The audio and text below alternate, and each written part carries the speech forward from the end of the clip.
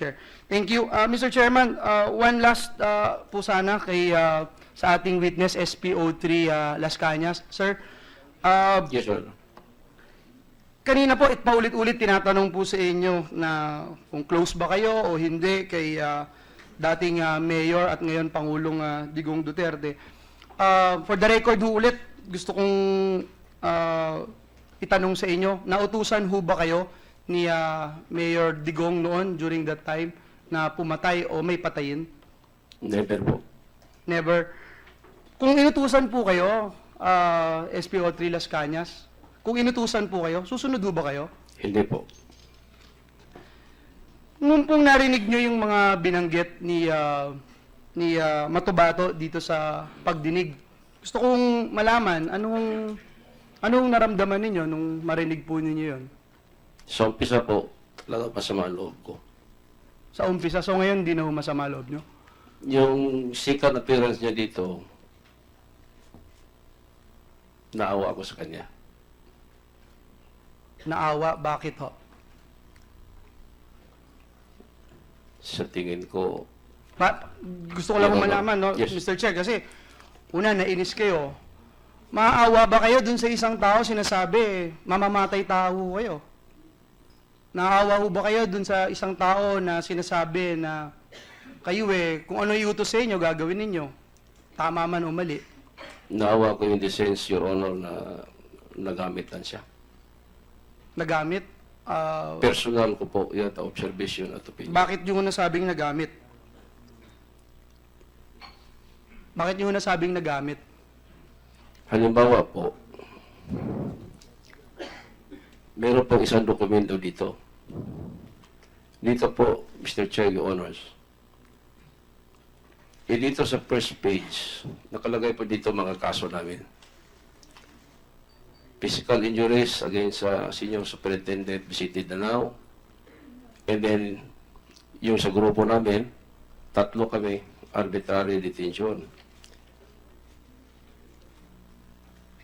Pero dito po, ang laman ito, kung hindi mo mabantayan,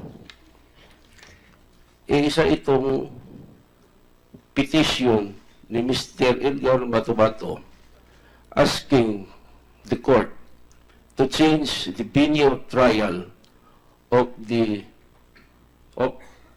Colonel Pinulia, the alleged suspect of the Richard King case. Kaya nagtaka po ako dito kasi parang trick po ito. Isa po siya sa mga nagpetisyon dito. Napakalayo naman ito sa isyu. Pero kung dito po sa first page, kung tingnan natin po, basahin ko po.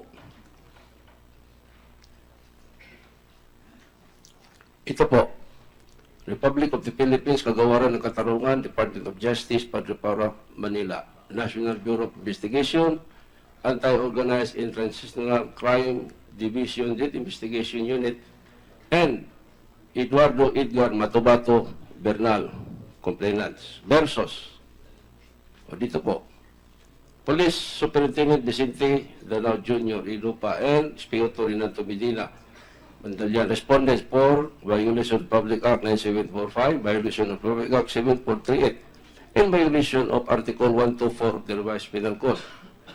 And then dito naman po, National Bureau of Investigation, Anti-Organized and Transnational Crime Division, Death Investigation Unit, and Eduardo Edgar Matubato E. Bernal.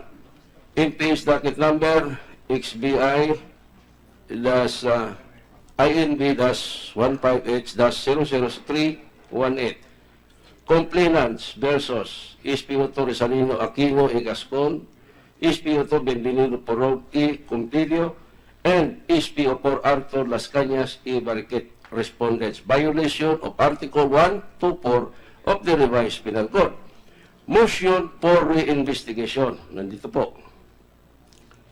The complainants, Eduardo Edgar Matubato, unto this honorable office must respectfully moves for the investigation of the above entitled cases in further states. Number 1, that in judicial affidavit, copy of which is here to attach as Annex A, private complainant categorically mentioned the above-named respondents as well as well-placed, powerful civil and police officers of the city of Davao responsible in grossly violating his human rights and with impunity.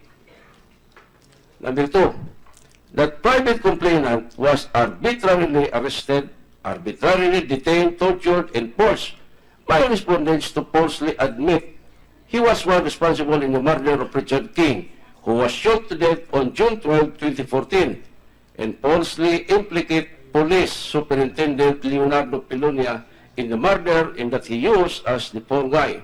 Number 3, that unable to convince private complainant of their hellish grand plan in spite of their brute force, respondents also arbitrarily arrested, arbitrarily detained, and forced Paul Labang and brothers Jongjong de la Serna, who were also detained in the same Davao City Police lock-up cell, to falsely admit they directly participated in the shooting to death the person Richard King. And like what they did to private complainant, respondents forced them. Will the witness please hold on for a while? The question is very simple. Kung masama ang loob nyo kay Matubato, ano ho ba yung binabasa nyo? Napakahaba noon. Ito po, Mr. We can Chair, get a copy of that and you just refer to it. basahin ko po ang prayer. Anong pang prayer? Sige nga. Wherefore, it is respectfully prayed of this honorable office to order the investigation whereby clarification questions be asked and to order the appearance of Paul Labang, brothers Jongjong de la Serna and Romel de la Serna, as well as Police Superintendent Pilonia in Manila to satisfy the conduct of pre-investigation of the above entitled cases as herein prayed for. Dito po, such other relief and remedies just and equitable are likewise prayed for. Manila, Philippines, 15 February 2016. Private What is your point, sir? What's your point? What is your point, sir? Dito po, Mr. Chair, siya po dito ang nagiging petitioner for the transfer of the venue of the trial of Police Superintendent Pilonia. So, Yes. the question is very simple. Bakit masama ang loob nyo? Masama Masama ba ang nyo loob mo? kay Matubato? Ang sabi nyo kanina, dati masama, tapos ngayon, Ngayon, naawa naawa. na kayo. Yes po. Anong kinalaman po yun sa kanila? Anong kinalaman po niya Kasi po binasa niyo? dito, Mr. Chair, Your Honors, parang ginamit siya dito. Nagiging siya po ang petitioner sa kaso po ni Police Superintendent Pilonia to transfer the venue of his case. Yun yung dahilan, Mr. Chair, kaya daw naaawa siya. If I may continue na lang para Yes, sir. ma-wrap up na natin itong questioning natin, no? Yes, we do have SPO3, nagsisisi ho ba kayo na naging kaibigan nyo si Matubato? Hindi naman po. Hindi naman, dahil aminin ho natin, kumita rin ho kayo sa kanya dahil dun sa binanggit nyo kanina na nagbenta kayo ng lupa. Opo. So, hindi naman kayo nagsisisi. Hindi naman. Hindi ho ba kayo natatakot kung sakaling yung mga pinangalanan ni Matubato dito ay isa-isang lumitaw at sabihin totoo yung sinasabi ni Matubato na magkakasama ho kayo? Gusto ko hong bigyan kayo ng pagkakataon din para ipaliwanag sa amin na mas karapat dapat namin kayong paniwalaan than Matubato. Hindi po ako natatakot, Your Honor. And how can you convince us na ikaw ang mas nagsasabi ng katotohanan kesa kay Matubato? Una-una po, hindi ko po pwedeng isugal ang almost 35 years po of serbisyo ko po sa pulis. Pangalawa po, yung pamilya ko po, mga anak ko. Thank you. At hindi ka magbabago. Yung sinabi mo dito, paninindigan mo yun. Opo, Your Honor. Salamat po, Mr. Chairman. And just to wrap up, I just wanted to also state for the record na yung 3,000 na namamatay, hindi rin biro yun. Again, uulitin ko, nandun yung suporta ko sa PNP, sa ating administrasyon, doon sa warpath ng administrasyon ito na para, I will say it, durugin ang mga drug lords, mga pushers dito sa bansang ito para mas lalong tumahimik at mas lalong magkaroon tayo ng kapayapaan Pero yung pong vigilante killings, hindi ho natin dapat i-tolerate at uulitin ko po yun. Yung intentions natin, Mr. Chairman, can be right, can be good, but it can also have negative consequences. Kaya importante talaga na yung ginagawa natin pagdinig dito sa Senado ay makatulong rather than makasama. Maraming salamat, Mr. Chairman. Thank you. The point is very well taken.